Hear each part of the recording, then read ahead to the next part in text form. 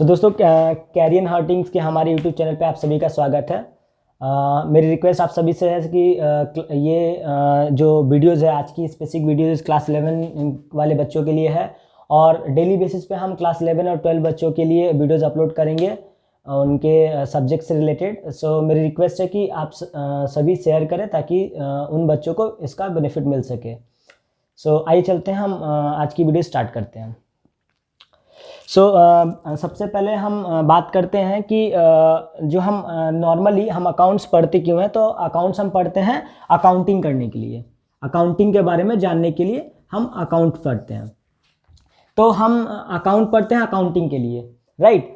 Accounting का basic अगर हम डेफिनेशन की बात करें तो अकाउंटिंग का बेसिक डेफिनेशन है art of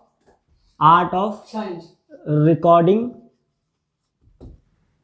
classifying, summarizing and interpreting result to informed users. So ये हमारा बेसिक डेफिनेशन है अकाउंटिंग का। हम जब ये रिकॉर्ड करते हैं, क्लासीफाई करते हैं, समराइज करते हैं, तो इसको करने के लिए हम कुछ बेसिक कंसेप्ट्स को अप्लाई करते हैं। उस कंसेप्ट्स के बारे में आज हम जानने वाले हैं, ठीक है। उस कंसेप्ट से जानने के बाद हम फिर प्रॉपर अकाउंटिंग में जो रिकॉर्ड किस तरह करते हैं, क्लासीफाई और समराइजिंग करके रिजल्ट्स किस तरह इंटरप्रेट करते हैं, उसके बारे में हम आगे की वीडियोज़ में जानेंगे। तो आज हमारा बेसिक जो वीडियोज है वो हमारा बेसिक अकाउंटिंग कंसेप्ट के ऊपर वीडियो है, ठीक है। तो बहुत सारे बेसिक अकाउंटिंग कंसेप्ट्स हैं। सबसे पहले हम जानेंगे कि अकाउंटिंग कंसेप्ट होता क्या है, ठीक है। तो अब हम वो जानने के पहले मैं कुछ एग्जांपल्स आप लोगों के सामने शो करना चाहता हूँ। मान लीजिए अकाउंटिंग 4 लोगों को दिया गया करने के लिए, किसी कंपनी का अकाउंटिंग 4 लोगों को करने के लिए, ए को दिया गया, बी को दिया गया, सी को दिया गया और डी को दिया गया। ये चार अकाउंटेंट हैं, ये 4 अकाउंटेंट्स हैं। इन लोगों को किसी एक ही कंपनी का अकाउंटिंग करने के लिए दिया गया और पूछा गया कि प्रॉफिट क्या है, आप प्रॉफिट निकालो। प्रॉफिट क्या है, प्रॉफिट निकालो। तो मान लीजिए सेम जो भी इंफॉर्मेशन है सबको सेम इंफॉर्मेशन दिया गया और इसने निकाला कुछ, मान लीजिए से 500 रुपये का प्रॉफिट, इसने 600 का निकाला, इसने 700 का निकाला, इसने 400 का निकाला। अब क्वेश्चन है कि ये अलग अलग प्रॉफिट क्यों निकाल रहे हैं जबकि इंफॉर्मेशन इनके पास सेम है। तो ऐसा हो सकता है कि इन्होंने जो अपना कंसेप्ट अप्लाई किया अकाउंटिंग करने में, इन्होंने जो कंसेप्ट अप्लाई किया, इन्होंने जो कंसेप्ट अप्लाई किया वो वैरी कर सकते हैं, ठीक है। तो ये वैरी ना करें इसलिए बेसिक अकाउंटिंग प्रिंसिपल्स जो हैं वो लाए गए ताकि जो भी वेरियस अकाउंटेंट्स हैं उनका प्रॉफिट जो एंड रिजल्ट है वो डिफरेंस ना आए, इसलिए बेसिक अकाउंटिंग कंसेप्ट्स को लाया गया, ठीक है। तो अब हम अगर बात करें तो हम अकाउंटिंग कंसेप्ट्स क्यों आया गया, तो ये इसलिए आएगा क्योंकि वेरियस जो अकाउंटेंट्स हैं उस चीज़ों को सही तरीके से इंटरप्रेट करें और रिकॉर्डिंग वगैरह भी सही तरीके से हो, इसलिए अकाउंटिंग कंसेप्ट्स लाया गया। अब अकाउंटिंग कंसेप्ट्स होता क्या है, अकाउंटिंग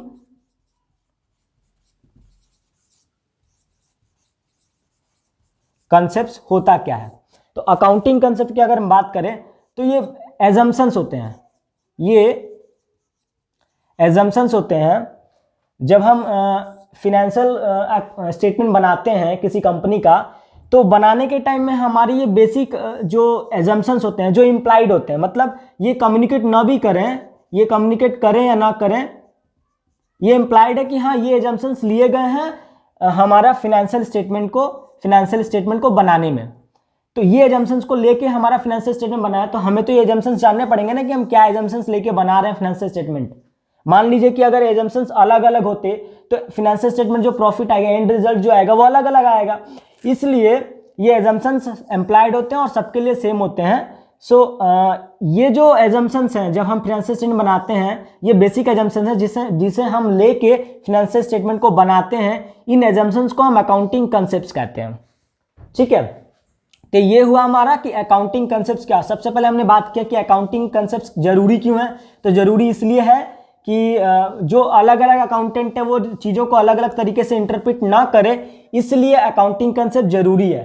फिर हमने बात किया कि अकाउंटिंग कंसेप्ट होता क्या है। तो बेसिक एजम्पशंस होते हैं जिसे हम एज्यूम करते हैं वाइल प्रिपेयरिंग फाइनेंशियल स्टेटमेंट। तो ये हमारे हैं कि हाँ ये बेसिक एजम्पशन। अब वो बेसिक एजम्पशंस क्या क्या है उसके बारे में मैंने यहाँ पहले से नोट डाउन करके रखा है, हम इसके बारे में एक एक करके बात करने वाले हैं। तो सबसे पहले हम बात करते हैं कि एंटिटी कंसेप्ट क्या होता है। तो दोस्तों आप लोगों ने जब ऑब्वियसली अभी तो क्लास 11 का बैच स्टार्ट होने का टाइम नहीं है, बहुत पहले ऑलरेडी आप लोगों ने स्टार्ट कर दिया होगा। सब रिकॉर्डिंग करते हैं ट्रांजेक्शन्स को, सभी बच्चे ट्रांजेक्शन्स को रिकॉर्ड करते हैं, राइट। तो मैं एक एग्जांपल एक ट्रांजेक्शन का लूंगा,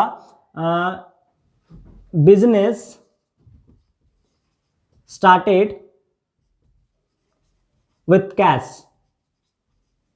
फॉर ₹1000। सो यहां पे एक बिजनेसमैन है, वो 1000 से अपना बिजनेस स्टार्ट कर रहा है, राइट। हम इसका अकाउंटिंग एंट्री कुछ करते थे या नहीं करते थे? क्या ये ट्रांजेक्शन है, बिजनेस ट्रांजेक्शन है? तो आंसर हाँ, यस ये बिजनेस ट्रांजेक्शन है। क्यों ट्रांजेक्शन है? तो इसके लिए हमने बेसिक अपना एक वीडियो डाल के रखा है बेसिक कंसेप्ट्स के ऊपर, तो आप वहां जा सकते हैं कि हाँ ये ट्रांजेक्शन क्यों है और कैसे रिकॉर्ड करना है। तो मैं डायरेक्टली यहाँ पे एंट्रीज लिखूंगा, यहाँ पे एंट्रीज होगा cash account debit to capital account, right, यही एंट्री होगा। अभी एंट्री क्यों होगा आप मेरा वो प्रीवियस वीडियो जाके देख सकते हैं। अभी एक चीज बताइए, ये तो रिकॉर्ड हो रहा है, ये रिकॉर्ड हम कर क्यों रहे हैं? ये रिकॉर्ड इसलिए कर रहे हैं क्योंकि हमको एंटिटी कंसेप्ट बोलता है कि भाई इसको रिकॉर्ड करना है, वरना हमें ये रिकॉर्ड करने की कोई जरूरत नहीं थी। क्यों नहीं थी? एंटिटी कंसेप्ट क्या बोलता है, मैं बात करता हूं। एंटिटी कंसेप्ट बोलता है कि जो बिजनेस होता है और जो इसका ओनर होता है, ये दोनों डिफरेंट होते हैं। मतलब बिजनेस एक सेपरेट चीज है और ओनर जो है वो सेपरेट है। यानी इन दोनों के बीच में अगर कोई ट्रांजेक्शन्स होते हैं तो इसे भी हमें रिकॉर्ड करना होगा, क्योंकि ये डिफरेंट पर्सन है। ये अपने इसके साथ जो कोई कुछ भी इनफ्लो या आउटफ्लो होगा वो तो रिकॉर्ड करेगा ना।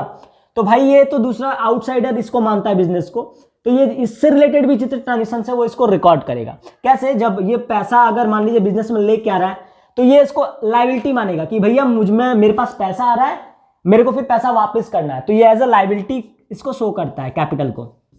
जो कैपिटल है ये ओनर को रिप्रेजेंट करता है और एक लायबिलिटी है, ठीक है, क्योंकि ये पैसा वापस करना है। वैसे ही अगर ओनर कुछ अपना बिजनेस से कुछ ले लेता है तो इसका मतलब क्या है कि भाई लायबिलिटी जो ऑलरेडी उसको बिजनेस से जो पैसा मिलने वाला था उसमें से कुछ पैसा वो ले रहा है। यानी अब आप बिजनेस के हिसाब से सोचिए कि बिजनेस को 10 रुपया पे करना था, मालिक ने 1 रुपया ले लिया, तो अभी बिजनेस को कितना रुपया पे करना है? लायबिलिटी बिजनेस से कम रहा है। और मैडम मॉडर्न रूल के हिसाब से क्या बताते हैं, अगर लायबिलिटी डिक्रीज हो जाए तो उसको क्या करते हैं? डेबिट करते हैं, राइट।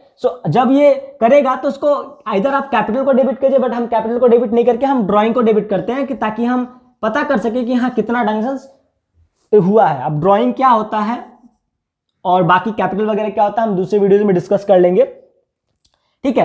तो बेसिकली अगर हम बात करें कि एंटिटी कंसेप्ट कहता क्या है, तो एंटिटी कंसेप्ट ये कहता है कि जो ओनर है और जो बिजनेस है वो दोनों एक सेपरेट एंटिटी है, और बिजनेस जो है ओनर से रिलेटेड ट्रांजेक्शन को भी रिकॉर्ड करेगा। लाइक अगर कोई खर्चा ओनर का है बिजनेस का नहीं है तो बिजनेस को रिकॉर्ड नहीं करेगा। मान लीजिए बिजनेस में से अगर पैसा खर्चा भी हो गया तो बिजनेस उसको लेने के लिए एंट्री करना पड़ेगा, क्योंकि बिजनेस को रिसीवेबल दिखाना पड़ेगा, राइट। मान लीजिए कि मैंने राम के बिहाफ में 10 रुपए पेमेंट कर दिया, वो मेरा खर्चा नहीं था, तो भाई मैं तो राम से लूंगा ना। तो मैं राम से अगर लूंगा तो मेरे को तो एक एंट्री पास करना पड़ेगा, राम को तो डेबिट करना पड़ेगा कि हाँ भैया मेरे को बुक्स में दिखेगा कि हाँ भैया राम से पैसा मिलने वाला है, राइट। ऐसे अगर मान लीजिए कि बिजनेस को तो चलाने के लिए कोई पर्सन चाहिए। मान लीजिए एक छोटा सा बिजनेस है तो ओनर ही चला रहा है बिजनेस को, इसका मतलब ये नहीं है कि ओनर और बिजनेस सेम हो गया, राइट। अब मान लीजिए कि ओनर ने अपना खुद का एक पर्सनल खर्चा बिजनेस के कैश से कर दिया, तो कर तो दिया है, बिजनेस का कैश तो कम हो गया, तो भाई कैश कम हो गया, बिजनेस के अकाउंटिंग में तो एक इंपैक्ट जा रहा है कि कैश कम हो गया, राइट। लेकिन ये बिजनेस का खर्चा नहीं है तो हम बिजनेस का खर्चा नहीं दिखाएंगे, लेकिन कैश को डिक्रीज करना पड़ेगा हमको, तो हम एक हेड को डेबिट करेंगे, वो आइदर कैपिटल को करें या फिर ड्राइंग को करें। तो बेसिक सिंपल सा बात है कि भाई एंटिटी कंसेप्ट क्या बोलता है। एंटिटी कंसेप्ट बोलता है कि बिजनेस का ओनर और बिजनेस दोनों सेम नहीं है, दोनों अलग अलग है। इन दोनों के बीच के भी जो ट्रांजेक्शन्स हैं एक दूसरे से, उसको भी बिजनेस रिकॉर्ड करेगा। ये हमारा एंटिटी कंसेप्ट बोलता है, ठीक है। अब हम बात करते हैं मनी मेजरमेंट कंसेप्ट। अब हम क्या बात करने वाले हैं, इसके बाद का एक कंसेप्ट है उसको बोलते हैं हम मनी मेजरमेंट कंसेप्ट। इसमें क्या है, सबसे पहले मैं बताऊं कि मनी मेजरमेंट कंसेप्ट बोलता क्या है, फिर मैं एग्जांपल से लूंगा। मनी मेजरमेंट कंसेप्ट बोलता है कि भैया कुछ भी आप रिकॉर्ड करो बिजनेस में वो मॉनेटरी टर्म्स में होना चाहिए, आप बिजनेस में कुछ भी रिकॉर्ड करो वो मॉनेटरी टर्म्स में होना चाहिए।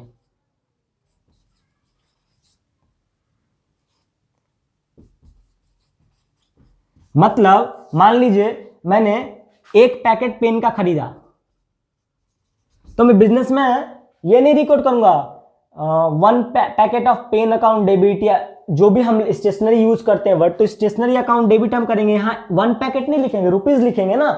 तो यही बिजनेस मतलब मनी मेजरमेंट कंसेप्ट यही बोलता है कि भैया आप रिकॉर्ड कर रहे हो, करो रिकॉर्ड, लेकिन उसको पैसे में रिकॉर्ड करो, उसको क्वांटिटीज में रिकॉर्ड मत करो। नहीं तो ऐसा क्या होगा, मान लीजिए कुछ चीजों की यूनिट्स नॉर्मल पीसेज में होती हैं, किसी की लेंथ में यूनिट्स होती हैं, किसी की वॉल्यूम में यूनिट्स होती हैं, तो अलग अलग चीजों की यूनिट सेम नहीं हो सकती है ना। तो हम उसे यूनिट्स, उसके स्पेसिफिक यूनिट्स में रिकॉर्ड नहीं करेंगे, हम उसको मॉनेटरी टर्म्स में रिकॉर्ड करेंगे। ये हमारा मनी मेजरमेंट कंसेप्ट बोलता है। मतलब बोलता है कि भैया जो भी ट्रांजेक्शन को आपको रिकॉर्ड करना है उसका मॉनेटरी वैल्यू में रिकॉर्ड करो, उसके स्पेसिफिक यूनिट्स में रिकॉर्ड नहीं करना है आपको। तो ये हमारा बोलता है मनी मेजरमेंट कंसेप्ट। अब हम बात करते हैं पीरियोडिसिटी कंसेप्ट क्या होता है। हाँ, मनी मेजरमेंट कंसेप्ट का एक लिमिटेशन भी है जो मैं थोड़ा सा बता देना चाहता हूं। मान लीजिए आपने 10 साल पहले 10 years अगो आपने एक पीस ऑफ लैंड खरीदा, ठीक है, वो मान लीजिए 1 लाख का था, और फिर आपने आज भी एक पीस ऑफ लैंड खरीदा, सेम उसका जो बेसिक लैंड का जो यूनिट है, मतलब मान लीजिए कि आप एकड़ में खरीदे हैं, जिसमें मान लीजिए ये 1 एकड़ था, ये भी 1 एकड़ है, एग्जाम्पल, दोनों यूनिट सेम है, इसको आपने खरीदा 1 लाख में। अब एक चीज बताइए, इन दोनों को मनी मेजरमेंट कंसेप्ट बोलता है भैया ये आपका सेम है, इसको आप 2 लाख कर दीजिए, बुक्स में जब आप दिखाएंगे इस बार कोई, तो उसमें ऐड कर दीजिए अपना, आपका 2 लाख हो गया, 2 लाख आपके पास लैंड पर। बट एक चीज आप समझिए, मनी मेजरमेंट ये नहीं बोलता है कि भैया आपने 10 साल पहले जो 1 लाख का लैंड 1 एकड़ का खरीदा था, आज के डेट में ये 1 लाख 1 एकड़ दोनों का वैल्यू सेम नहीं है, राइट। तो आप इसको इसके साथ ऐड नहीं कर सकते, ठीक है। तो एक लिमिटेशन है जो हम की यहां पे जो कॉस्ट कंसेप्ट जो होता है, यहां पे भी इस चीज को हम देखेंगे। तो मनी मेजरमेंट कंसेप्ट बोलता है कि भैया किसी भी ट्रांजेक्शन को आपको रिकॉर्ड करना है, आप उसके मॉनेटरी वैल्यूज में रिकॉर्ड करिए, स्पेसिफिक यूनिट्स में आपको रिकॉर्ड नहीं करना है, उसको मॉनेटरी टर्म्स में रिकॉर्ड करना है। कोई दिक्कत है अभी तक? नहीं। अच्छा, सो हम बात करते हैं नेक्स्ट जो कंसेप्ट है वो है पीरियोडिसिटी कंसेप्ट, जिसको एक दूसरा नाम भी है अकाउंटिंग पीरियड, अकाउंटिंग कंसेप्ट, ठीक है। ये एक्चुअली होता क्या है कि भैया हम बिजनेस कर रहे हैं, तो अगर बिजनेस कर रहे हैं तो बिजनेस किस लिए कर रहे हैं? प्रॉफिट कमाने के लिए कर रहे हैं, हमारे बिजनेस को बड़ा करने के लिए, प्रॉफिट कमाने के लिए, यही तो हमारा एंड रिजल्ट है ना। अब भैया प्रॉफिट कर रहे हैं तो प्रॉफिट हम कब निकालेंगे? हम क्या दिन भर रात भर 1 साल 10 साल 15 साल तक बिजनेस किए जाएंगे क्या? हमको किसी एक टाइम में तो हमको जानना होगा ना कि हम प्रॉफिट कितना कमा रहे हैं, क्यों जानना है हमको? क्वेश्चन ये है कि क्यों जानना है। तो भैया हम बिजनेस कर रहे हैं, बिजनेस सही जा रहा है नहीं जा रहा है, अच्छा कर रहा है खराब कर रहा है, बिजनेस को बंद कर देना है या फिर और बढ़ाना है बिजनेस को, ये सारे जो डिसीजंस हम कब लेंगे? तो हमें एक पीरियड चाहिए ताकि हम उस पीरियड के बाद हम ये जान सके कि हमने क्या खोया क्या पाया, क्या हमारा प्रॉफिट हुआ क्या लॉस हुआ सॉरी। तो उस बेसिस पे हम जो भी हमारे फ्यूचर डिसीजन है वो हम लेंगे। तो इसलिए बोला गया कि भैया अकाउंटिंग करना है, लेकिन अकाउंटिंग का एक पीरियड भी होना चाहिए। नॉर्मली 1 ईयर का पीरियड लिया जाता है, 1 ईयर का पीरियड लिया जाता है। कुछ स्पेसिफिक कंपनीज होती हैं या फिर कुछ लाइक कंपनीज एक्ट है जो कंपनीज के फंक्शंस को गवर्न करता है। तो कंपनीज एक्ट में जो फाइनेंशियल ईयर बोला गया वो आपका 1 अप्रैल से 31 मार्च का बोला गया, ये 1 साल का पीरियड बोला गया, ठीक है। वैसे आपका सॉरी नॉर्मली ये वाला पीरियड है आपका। अब एक चीज समझिए आप, टैक्स में भी बोला गया एक पीरियड, राइट। सो ये जो पीरियड है इसी में हम अपना प्रॉफिट या लॉस को निकालेंगे। तो एक पीरियड होना चाहिए, इस पीरियड में ही हमको जानना है कि भैया हमने प्रॉफिट किया कि लॉस किया। बहुत सारे सेबी रेगुलेटेड कंपनीज हैं, लिस्टेड कंपनीज हैं, उनको एवरी 3 इंटरिम रिजल्ट्स डिक्लेयर करने पड़ते हैं, तो क्वार्टरली उनका होता है, तो वो सारी चीजें भी हैं।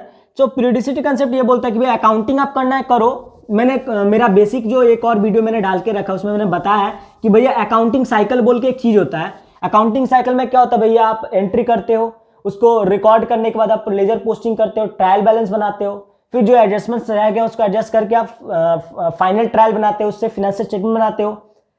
उसके बाद फिर आपका कम्युनिकेट कर देते हो रिजल्ट, फिर अगले बार से फिर आपका स्टार्ट। तो भैया तो वो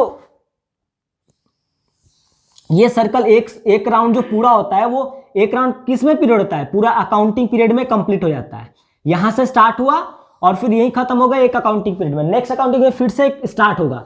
ठीक है, तो ये एवरी अकाउंटिंग पीरियड में चलता रहता है अकाउंटिंग साइकिल, इसलिए हम उसको अकाउंटिंग साइकिल बोलते हैं। अकाउंटिंग पीरियड में वो हर अकाउंटिंग पीरियड में सेम चीज रिपीट होता है। ठीक है, तो इसलिए हम उसको क्या बोलते हैं, अकाउंटिंग साइकिल। तो भैया अकाउंटिंग पीरियड कंसेप्ट क्या बोलता है कि भैया आपका जो अकाउंटिंग का एक पीरियड होना चाहिए, जिस पीरियड के एंड में आप अपना रिजल्ट्स बताओगे, इधर आपने प्रॉफिट किया, लॉस किया, आपका पोजीशन क्या है बिजनेस में, आपका मतलब आपका एसेट्स कितना है, लायबिलिटीज कितनी है, ये सारी चीजें आपको डिस्क्लोज करनी होंगी। सो वो है आपका पीरियडिसिटी कंसेप्ट। अच्छा, अब बात करते हैं एक्रूअल कंसेप्ट। एक्रूअल कंसेप्ट क्या बोलता है कि भैया एक्रूअल कंसेप्ट बोलता है कि आपको जो अकाउंटिंग करना, देखिए अकाउंटिंग का 2 तरीके से होता है। अकाउंटिंग जो होता है वो 2 बेसिस पे होता है, या तो आप कैश बेसिस में करो या आप एक्रूअल बेसिस में करो। ठीक है, एक्रूअल में ही किया जाता है, मतलब 2 ऑप्शंस रहते हैं मान लीजिए। तो कैश बेसिस में अकाउंटिंग का मतलब होता है कि भैया जितना कैश इनफ्लो आया, जितना कैश आउटफ्लो आया, दोनों का एडजस्ट करके आपका जो नेट रिजल्ट आया वो आपका प्रॉफिट या लॉस जो भी आया वो आपका प्रॉफिट लॉस हुआ। ये बोलता है कि भैया अकाउंटिंग अगर हम कैश बेसिस में कर रहे हैं तो इनफ्लो माइनस आउटफ्लो, जो रिमेनिंग चीजें हैं वो आपकी क्या हो जाएंगी, प्रॉफिट हो जाएंगी या लॉस जो भी हो। एक्रूअल कंसेप्ट बोलता है कि भैया ये इनफ्लो और आउटफ्लो जो है ना, आप इसको मत लीजिए, ये गलत है। अकाउंटिंग एक्रूअल क्या बोलता है कि भैया इनफ्लो आउटफ्लो आपको नहीं लेना, आपको ये लेना है कि आपका जो इनफ्लो है। क्यों गलत है ये? गलत नहीं है ये तरीका है।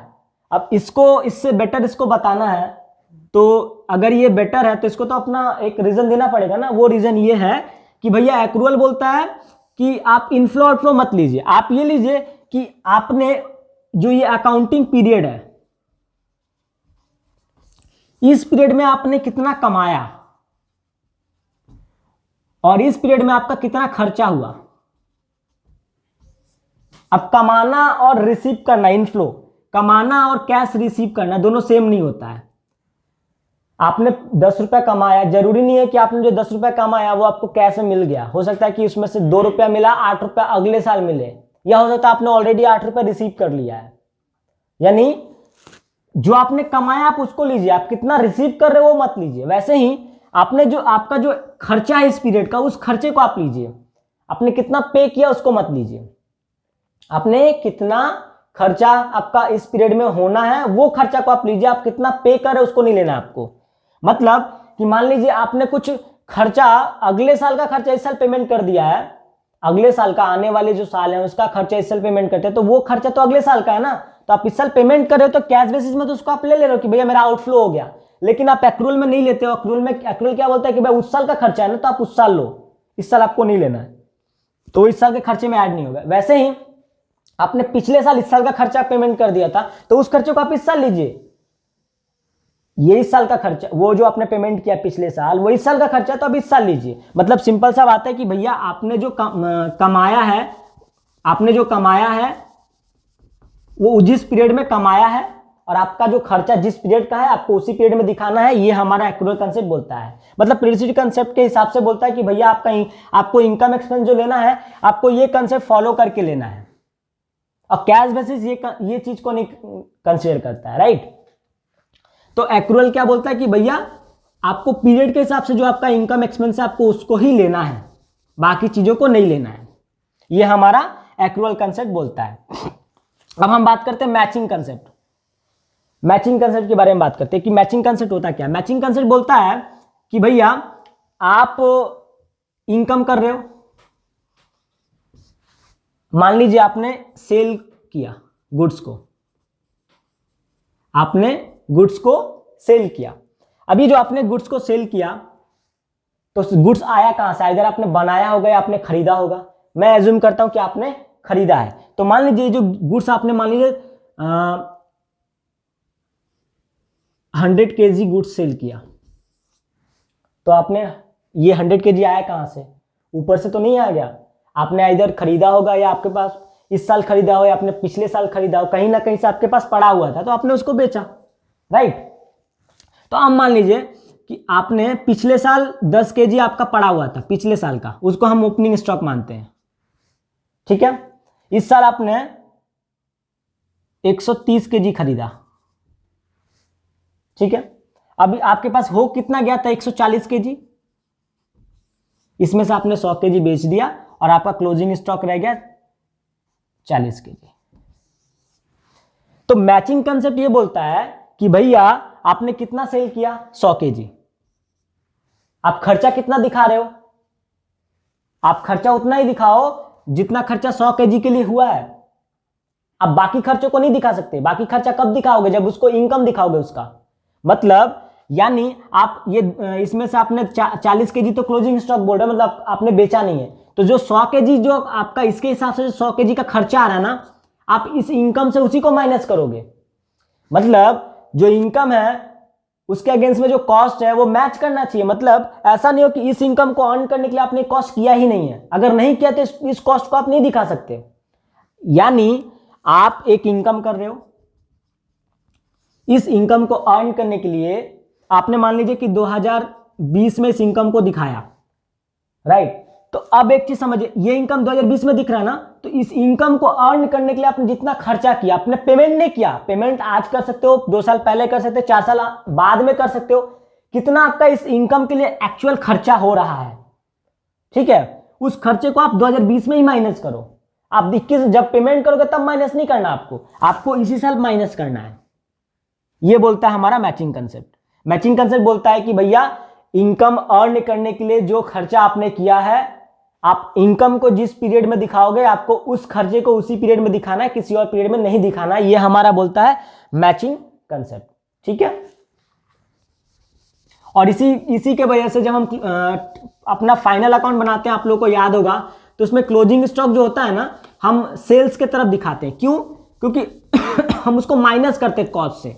मतलब अगर मैं एग्जांपल दूं ट्रेडिंग का, ये जो ट्रेडिंग अकाउंट है, यहां पे हम सेल्स दिखाते हैं, यहां पे हम ओपनिंग स्टॉक दिखाते हैं, यहां पे हम परचेज दिखाते हैं, और फिर यहां पे क्लोजिंग स्टॉक भी दिखाते हैं। ये क्लोजिंग स्टॉक हम दिखाते क्यों? रीजन ये है कि हम भाई हमने यहां खर्चा दिखा दिया पूरा, जो हमारे पास ओपनिंग था, जो हमने परचेज किया। अब क्वेश्चन है कि क्या ये सारा ही खर्च आपका सेल हो गया? नहीं। तो सेल नहीं हुआ भाई, तो इसमें से माइनस करो ना। तो आपका 2 ऑप्शन होता है, इधर आप यहीं पे माइनस कर दो या फिर इसको अपोजिट साइड में दिखा दो। इधर का नेगेटिव इधर का पॉजिटिव होगा ना, तो इधर आप यहां माइनस करो या फिर इसको अपोजिट साइड में दिखा दो। इसीलिए हम क्लोजिंग स्टॉक को यहां पे ट्रेडिंग में दिखाते हैं, और इसके पीछे कोई दूसरा लॉजिक नहीं होता है। इसलिए अगर हम इसको हमें नहीं दिखाना तो हम इसको बोल सकते हैं, इसको हटा दो, आप इसको भी आप हटा दो और यहां पे लिख दो कॉस्ट ऑफ गुड्स सोल्ड। मतलब आपने जो गुड सेल किया उसका कॉस्ट क्या है, यही तो मैचिंग बोलता है ना। मैं तो यही बोल रहा हूं कि आपने जो इनकम अर्न किया उसके अगेंस्ट में क्या कॉस्ट है। तो हम इस तरीके से भी दिखा सकते हैं ट्रेडिंग में। तो मैचिंग कंसेप्ट हमारा सिंपल सा यही बोलता है कि भैया इनकम अर्न करने के लिए आपका जो भी खर्चे हैं, आप इनकम को जिस पीरियड में दिखा रहे हो उसके खर्चे को भी उसी पीरियड में दिखाओ, ठीक है, कोई दिक्कत। अब हम बात करते हैं गोइंग कंसर्न। गोइंग कंसर्न के कंसेप्ट क्या बोलता है? गोइंग कंसर्न कंसेप्ट बोलता है कि भैया आप जो बिजनेस कर रहे हो ना, या मैं जो बिजनेस कर रहा हूं, वो आने वाले फ्यूचर में तो भैया बंद नहीं होने वाला है। आने वाले फ्यूचर मतलब क्या? 10 साल 15 साल, मतलब कि भैया बिजनेस चलेगा जब तक एक एक्सेप्शनल केसेस नहीं आएंगे। मेरा बिजनेस मैंने स्टार्ट किया है कि हाँ वो चलता रहेगा। ये हमारा गोइंग कंसेप्ट बोलता है। अब ये आप समझिए गोइंग कंसर्न कंसेप्ट नहीं होगा। मतलब कि अगर हम कोई अकाउंटिंग कर रहे हैं तो हम ये एज्यूम करते हैं कि भैया वो बिजनेस सालों साल चलने वाला है, यानी अकाउंटिंग हम उसी बेसिस पे करते हैं। अब मान लीजिए ये एजम्पशन अगर हम नहीं करेंगे, कोई कंपनी बंद होने वाला है, लेकिन अगर वो ये एजम्पशंस लेके अकाउंटिंग कर रहा है तो गलत हो गया।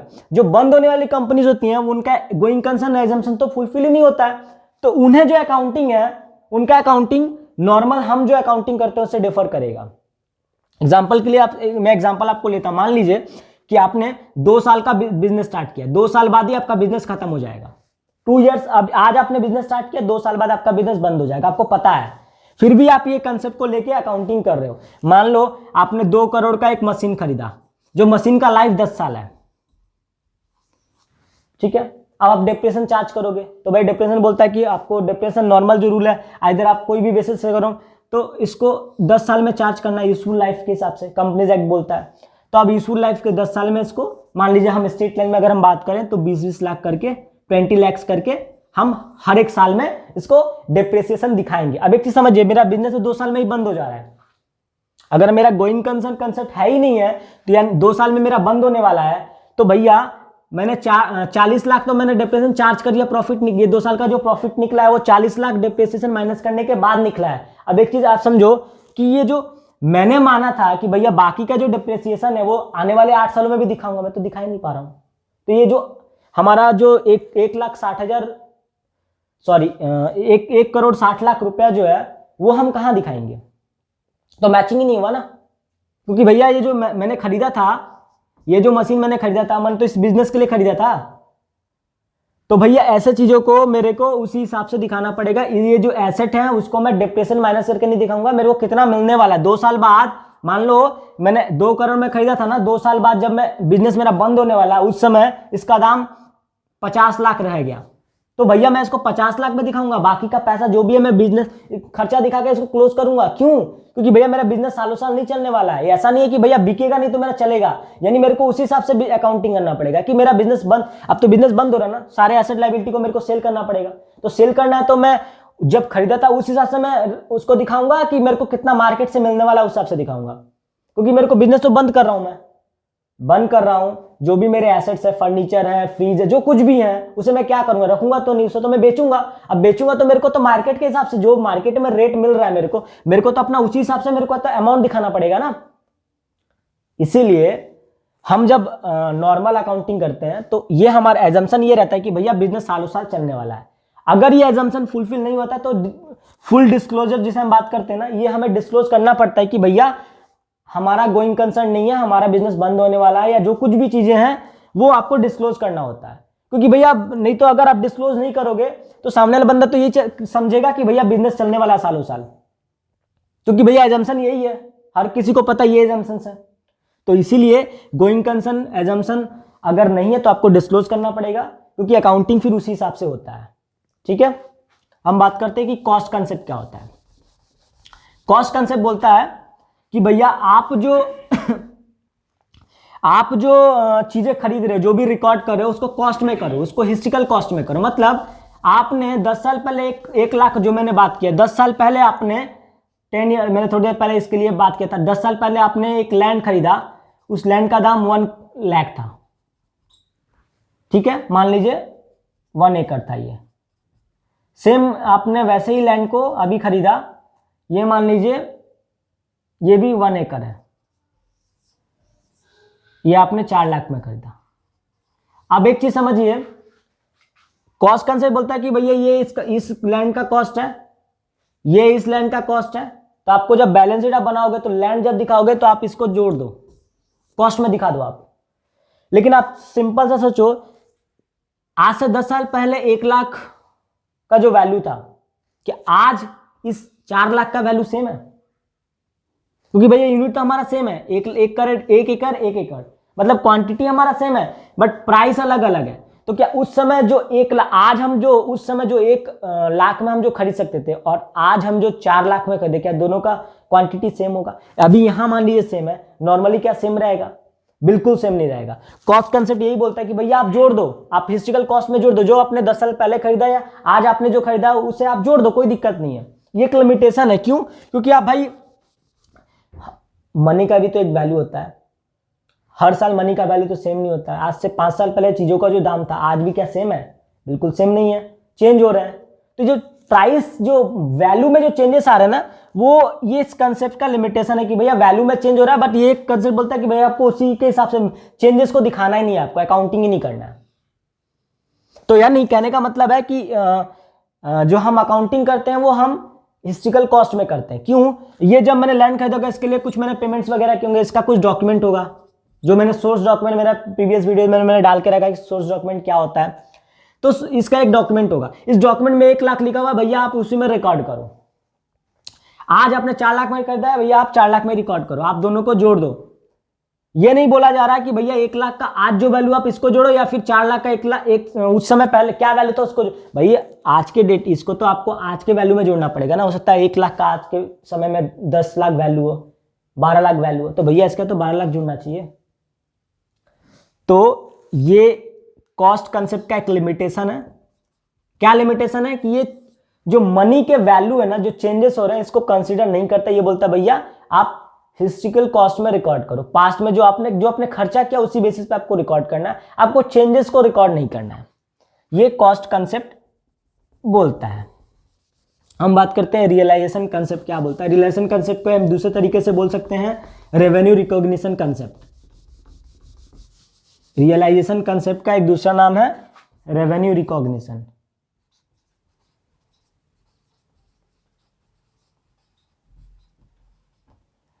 ये क्या बोलता है कि भैया आप जो रेवेन्यू को दिखा रहे हो ना, आप जो रेवेन्यू को रिकॉर्ड कर रहे हो ना, वो रेवेन्यू आपने अर्न किया है कि नहीं वो देख लो एक बार। एग्जांपल के लिए आप बोल रहे हो कि आपने सेल कर दिया गुड्स को। अब क्वेश्चन है आप कैसे बोल रहे हो कि आपने सेल कर दिया? आप ये सेल वर्ड जो बोल रहे हो आपने कैसे पता कर लिया कि भैया सेल हो गया? आपने बोला कि भैया मैंने उसको बिल दे दिया। मैंने पूछा और क्या किया आपने बोला कि भैया मैंने उसको गुड्स भी भेज दिया। अब बताओ, गुड्स उसके पास चला गया, इस पे उसका हक चला गया, राइट? तो भैया मैं तो सेल बोलूंगा ना। मैंने बोला कि हाँ बिल्कुल बोलोगे आप सेल, क्योंकि सेल कब होगा? आप सिंपल से समझिए, आप दुकान पे जाते हो, आप बोलते हो भैया मेरे घर 1 केजी चावल भिजवा देना, सेल हो गया क्या? नहीं हुआ सेल। वो आपका चावल आपके घर पहुंचाएगा तब तो आप मानोगे ना कि हाँ सेल कर दिया उसने। सेम चीज यहाँ पे रेवेन्यू का आपको रिकॉग्नाइज तभी करना है जब एक्चुअल में वो हो, मतलब वो अर्न हो, तभी आप उसको रिकॉर्ड करोगे ना। अब अर्न ही आपने नहीं किया, वो सेल आपने बोल दिया उसको, वो दिखा देगा कि भैया मैंने राम को 10 रुपए का सेल कर दिया, 1 किलो चावल मैंने सेल कर दिया, दिखा देगा क्या? नहीं दिखाएगा। वो जब तक आपको भेजेगा नहीं, उसका जो हक है पैसा लेने का कब अराइज होगा? आपने बोला कि भैया भिजवा दो, तो क्या हक अराइज हो गया? नहीं हुआ। वो आपका जो चावल आपने ऑर्डर किया आपके घर पहुंचाएगा, तो तब वो जो चावल का जो दाम है उसके ऊपर उसका हक है, क्योंकि भैया उसने चावल आपके घर भिजवा दिया।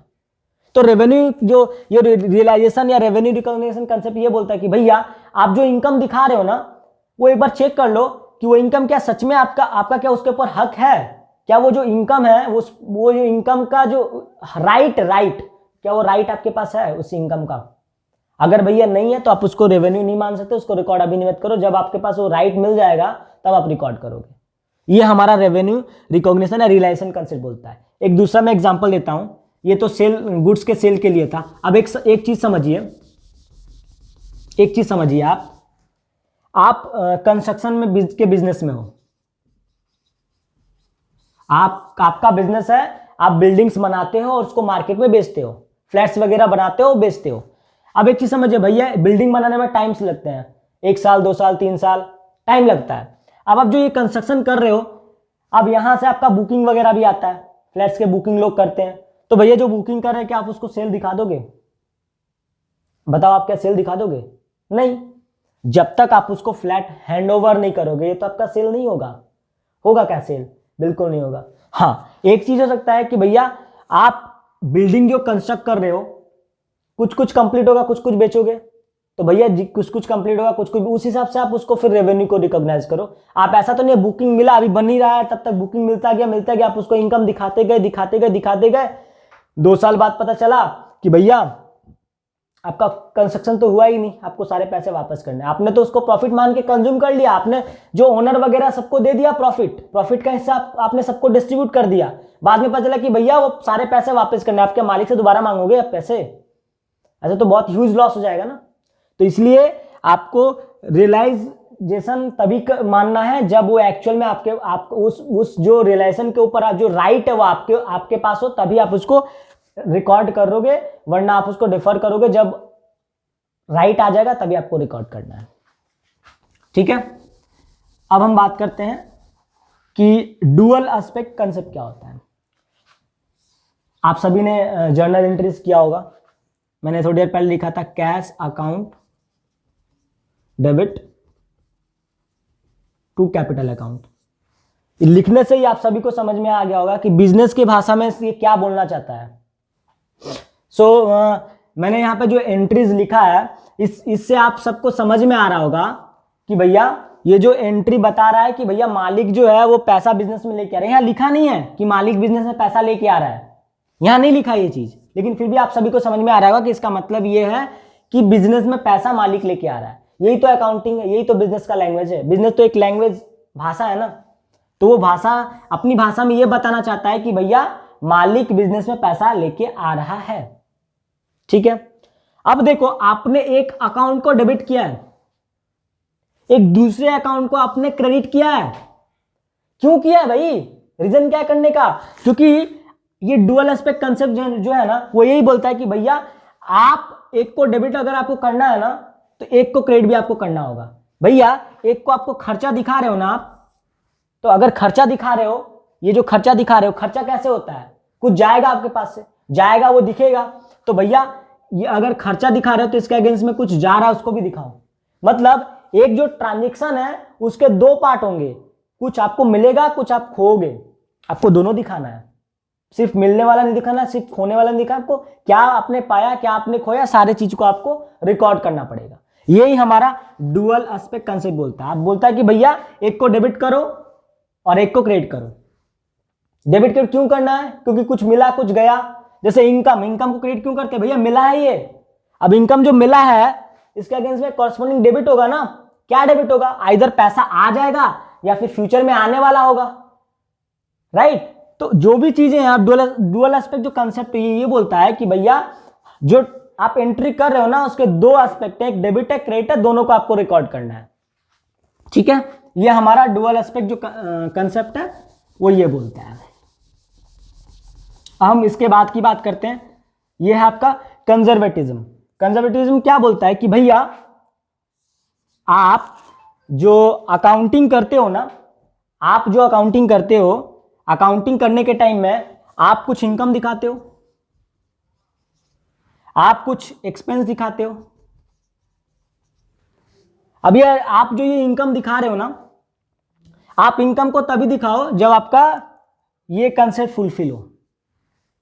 ठीक है, तो क्या एक्सपेंस को वैसे दिखाना है? तो कंजर्वेटिज्म बोलता है कि भैया नहीं, आप इनकम को तो तभी दिखाओ जब आप अल्टीमेटली आपने अर्न कर लिया।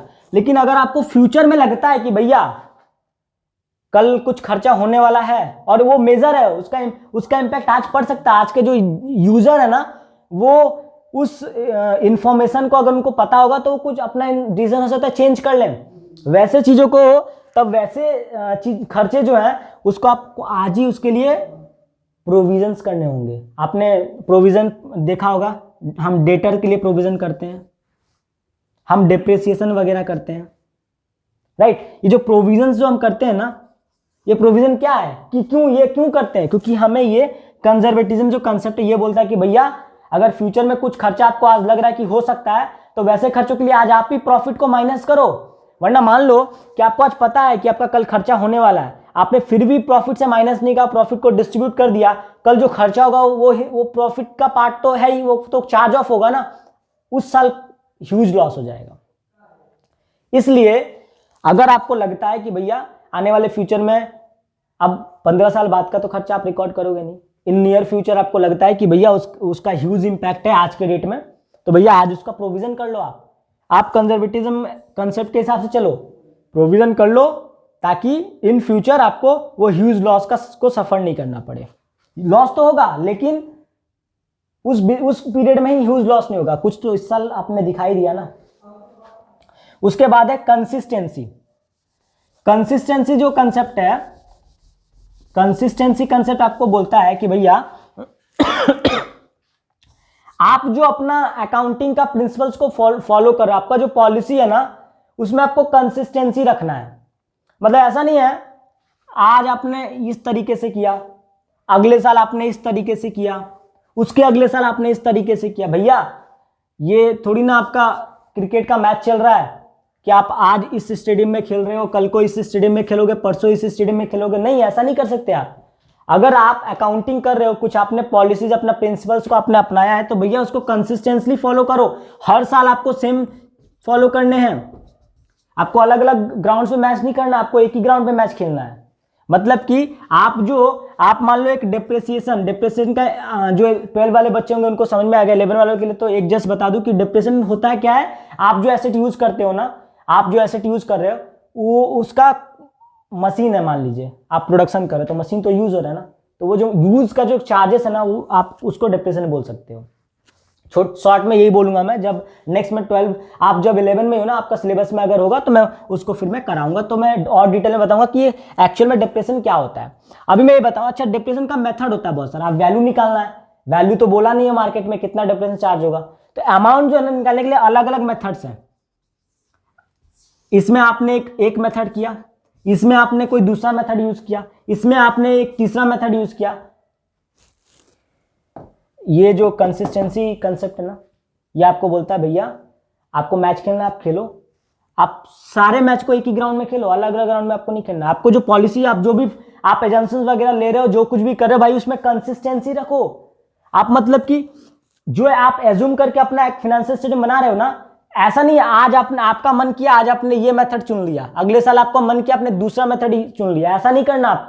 आपको कंसिस्टेंसी रखना है, आपको सेम चीजों को फॉलो करना है, मतलब यूनिफॉर्मिटी होना चाहिए, आपको सेम चीज को फॉलो करना है। ये हमारा कंसिस्टेंसी कंसेप्ट बोलता है। ठीक है, अब हम बात करते हैं मटीरियलिटी कंसेप्ट क्या होता है। तो भैया मटीरियलिटी कंसेप्ट का डेफिनेशन तो कुछ है नहीं है, लेकिन जो मेरे लिए मटीरियल है, मान लीजिए आपके लिए नहीं हो भैया, एक रोटी, एक जो गरीब है उसके लिए बहुत मटीरियल है भैया, उसके लिए बहुत मैटर करता है वो चीज। अब जो अरबपति वगैरह हैं, एक रोटी हो सकता है उनके लिए मैटर ना करता हो, लेकिन उसके लिए मैटर करता है। तो मटीरियलिटी ऐसा ही कंसेप्ट है कि भैया वो डिफर करता है, वो नेचर और आपका अमाउंट्स के ऊपर डिपेंड करता है। ठीक है, क्या नेचर है उसका और उसका क्या अमाउंट्स है, उसके ऊपर मटीरियलिटी डिपेंड करता है। अगर हम इन सिंपल बोलूं तो मटीरियलिटी हम किसको बोलेंगे, ऐसा कुछ भी हैपनिंग अगर हो रहा है, इस हैपनिंग के वजह से अगर इसमें मान लो ए हुआ तो यूजर ने एक डिसीजन लिया 1, बी हुआ तो यूजर अपना डिसीजन बदल देगा और 2 ले लेगा। यानी यूजर के लिए ये जो हैपनिंग है ना, ये मटेरियल है। यूजर के लिए जो हैपनिंग है ये क्या है, मटेरियल है। क्यों? क्योंकि भैया अगर ये चेंज हो रहा है ना, तो यूजर अपना डिसीजन बदल दे रहा है। तो मटेरियलिटी क्या होता है, मटेरियल होता है कि भैया ऐसे चीजें, ऐसे जो ऑकरेंस, ऐसे ट्रांजेक्शंस हैं, ऐसे अमाउंट्स हैं, ऐसे नेचर हैं ट्रांजेक्शन के, जो अगर डिफर करेंगे, थोड़ा सा चेंज उसमें आएगा, तो यूजर जो है ना, जो एंड यूजर्स हैं, जो फाइनेंशियल स्टेटमेंट को यूज करके अपना डिसीजंस लेते हैं, इन्वेस्टर हुए, स्टेक होल्डर्स वगैरह जो है, तो उनका डिसीजन चेंज हो सकता है। तो ऐसे चीजों को हम क्या बोलेंगे, मटेरियल है वो मेरे लिए। और वैसे मटेरियल को हमको बहुत ही अच्छे तरीके से सॉल्व करना होगा, अच्छे तरीके से रिकॉर्ड करना होगा, अच्छे तरीके से डिस्क्लोज करना होगा। ये हमारा मटेरियलिटी कंसेप्ट बोलता है। सिंपल सा है कि भैया यूजर अपना डिसीजन अगर बदल सकता है उसके होने ना होने से, उसके बदलने से, तो भैया उसको आपको फुली डिस्क्लोज करना और बहुत ही केयरफुली उसको ट्रीट करना है। और फाइनल में बात करते हैं फुल डिस्क्लोजर। फुल डिस्क्लोजर क्या होता है भैया, आप जो कुछ भी नॉर्मली एजम्पशंस वगैरह अगर आप नहीं मान रहे हो ना, आप एजम्पशंस वगैरह नहीं मान रहे हो ना, तो भैया बता दो ना। फिर अगर आप नहीं बताओगे तो हम तो ये मानेंगे ना कि आप ये सब फॉलो कर रहे हो। तो अगर आपको नहीं, इसमें से कुछ चीजें नहीं फॉलो कर रहे हो, तो आप बता दो, हमको डिस्क्लोज कर दो ना, कि भाई उसी बेसिस से फिर अपना एंड जो यूजर है वो उसी इंफॉर्मेशन को उस हिसाब से यूज करेगा, वैसे ही डिसीजन अपने लेंगे। वरना अगर आप नहीं बताओगे, आपने ये इसको, इनमें से कुछ चीजों को फॉलो नहीं किया, मान लीजिए आप एक्रूअल में नहीं करके आप कैश बेसिस में कर रहे हो और आपने बताया नहीं है, तो भैया जो यूजर है वो तो यही समझ के अपना डिसीजन लेगा कि आपने अकाउंटिंग एक्रूअल में किया है। तो भैया उसको बता दो ना कि आपने कैश में किया है। कैसे बताओगे, आप डिस्क्लोज करो, आप डिस्क्लोज करके बताओ कि भैया आपने कैश में किया है। ठीक है, आपका गोइंग कंसर्न है ही नहीं है, तो आप बता दो ना कि भैया मेरा कंपनी अगले साल बंद होने वाला है। मान लो कि आपने बताया ही नहीं, इन्वेस्टर को मालूम है कि भैया बिजनेस चलने वाला है, इन्वेस्टर पैसा लगा रहा है, आपको पता है कि बिजनेस कल बंद होने वाला है। अब एक चीज आप समझो इन्वेस्टर पैसा लगा रहा है ये समझ के बिजनेस चलने वाला है और आपको पता है कि कल बंद होने वाला है, तो ये गलत है ना यूजर के साथ। आप उसको बताओ कि भैया मेरा कंपनी बंद होने वाला है, ठीक है। तो इसी हिसाब से ये जो बेसिक चीजें हैं, आपको जो भी आप चेंजेस का अगर कुछ कर रहे हो, आप अलग फॉलो करो भाई, उसको डिस्क्लोज कर दो। आपको ये नहीं है कि भाई आपको यही फॉलो करना है, आप मत करो फॉलो, लेकिन आप अगर कुछ अलग फॉलो करो तो उसको डिस्क्लोज करो। ये हमारा बेसिक अकाउंटिंग कंसेप्ट के ऊपर क्लास 11 वाले बच्चों के लिए पहला वीडियोस था। सो बच्चों आप लोग के लिए बच्चों बोलूं कि दोस्तों बोलूं, मेरे को समझ में नहीं आ रहा, ठीक है, बीच बीच में बोलते रहेंगे। सो आप लोगों से रिक्वेस्ट है कि आप इस वीडियोस को देखो, पसंद आए तो वीडियोस को लाइक कीजिए, दोस्तों को बोलिए सब्सक्राइब करने के लिए, आप भी देखिए, आप भी सब्सक्राइब कीजिए। और कुछ चीज़ें हैं अगर आपको समझ में नहीं आ रही हैं, आप मुझे कमेंट बॉक्स में बता सकते हैं। सो इसी के साथ हम इस वीडियोस को यहीं पे क्लोज करते हैं, स्टॉप करते हैं। हम नेक्स्ट वीडियो में इसके बाद जो भी अकाउंटिंग के जो थोड़ी सिलेबस है उसको एक एक करके हम धीरे धीरे एक वीडियोस बनाते रहेंगे। वैसे 12 वाले बच्चों के लिए भी हमारी वीडियोस आती रहेंगी। मीनवाइल आप शेयर कीजिए हमारे कैरियर हंटिंग्स चैनल को और सब्सक्राइब कर दीजिए यार। Thank you.